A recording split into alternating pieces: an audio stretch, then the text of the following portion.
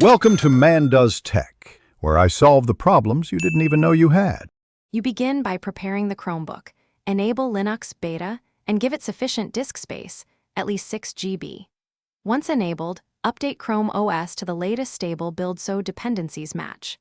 Next, install ADB and fastboot inside the Linux container because Delta requires sideload operations. Make sure developer options and USB debugging are enabled in the Chromebook settings. This lets your device accept the installer. Now connect a test device and verify ADB lists it, so you can proceed confidently. You now install Delta Executor. Move the APK into the Linux files folder and open a shell. Run a db install followed by the APK name. If you hit permission errors, prefix with sudo and recheck USB permissions. Once installed, use the Chromebook app launcher to open it inside the Android container and grant storage plus network permissions so features work.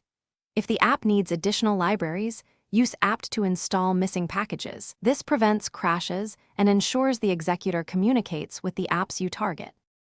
You finish by testing Delta Executor with a basic script, confirming it executes and the target app responds. Once done, secure permissions and optional integrations, and restart the Chromebook to lock in changes. If anything goes wrong, clear the app cache and reinstall the APK. Also re-enable developer mode if a DB connectivity drops.